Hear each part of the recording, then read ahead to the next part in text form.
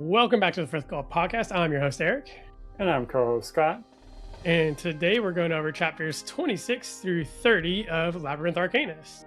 Before we get into today's episode, we always like to ask you to show us your appreciation for listening by sharing, subscribing, all that fun stuff. And remind you that the First Chronicles wiki link is in the description down below, along with Capital Station Discord server. That way you're able to hop on over there and join in on the conversations there. With that, getting into today's chapters. Chapter 26, My Wedding Ceremony.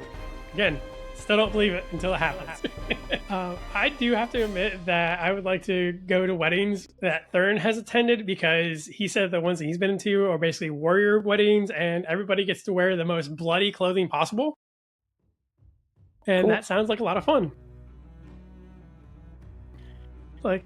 Puffing your chest out, yeah, look, all the blood over here. Oh, look, I still got a piece of scalp right there. This one's from 4 murders. Like that, the entertainment of that would just, the stories alone.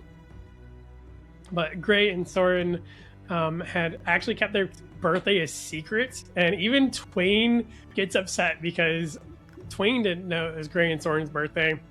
Twain goes to scratch Gray for this, ends up booping him on the face with his toe beans, and says, "Bad woman, don't do it again."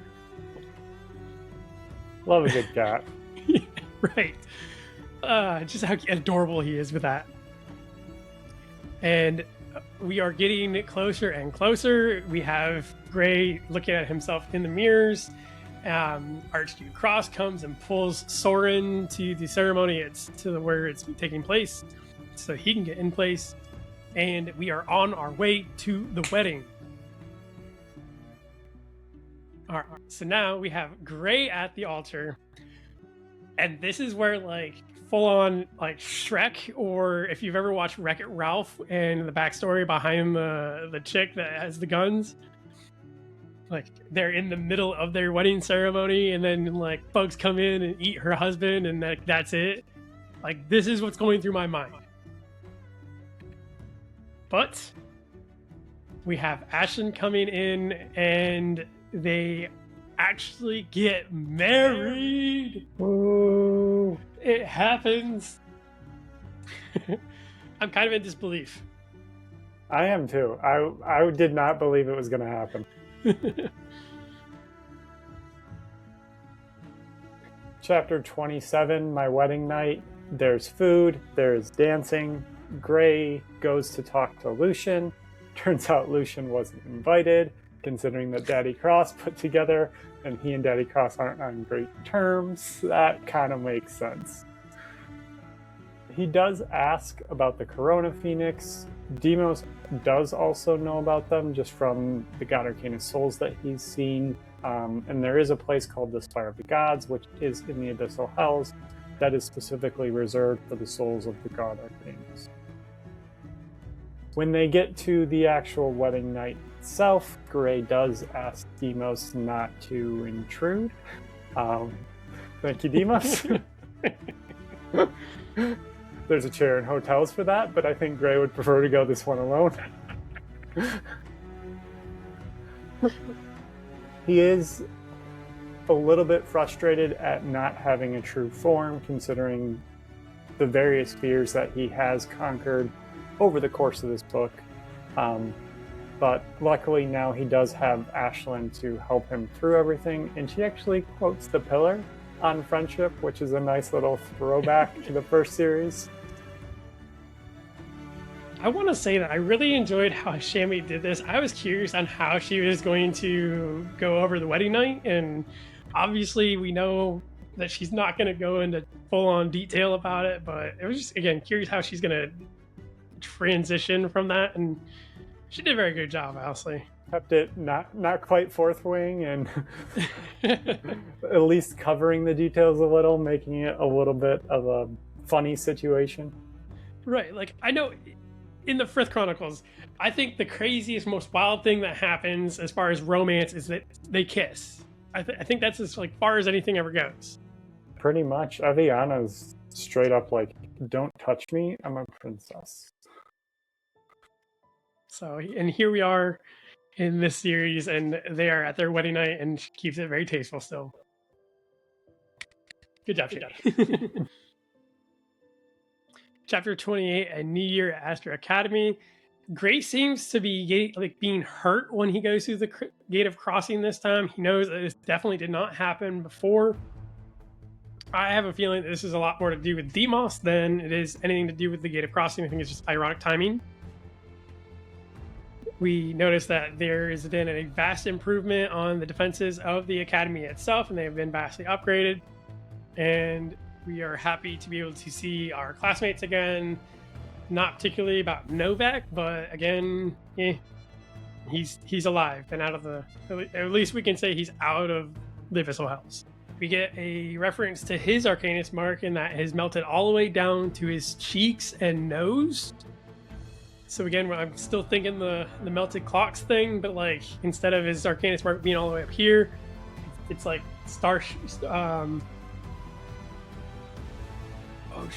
Barnacle Boy, and is it Mermaid Man?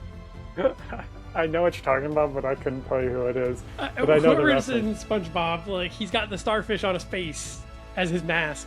That's what I'm thinking with his Arcanist mark now. And there's a lot of people gossiping about it and making comments.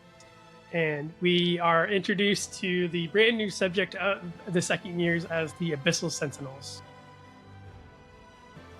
Which brings us to chapter 29, the Abyssal Sentinels. There is a statue for each major, and when you declare your major, you essentially go and finger paint on the statue, and it works magic and fully engraves it, and then you're signed up. Cool beans. That's pretty awesome. It is. It's fun. I don't know what creature gives that magic, but yeah, finger painting as your magic power. I mean, at least it's not like they have to prick their finger or anything. No, you don't. No blood involved. So Raaza is dutifully following Gray's major after Gray kind of saved his family and then freed him from all of the blackmailing that was going on. He's like, I'll kind of just follow you wherever at this point.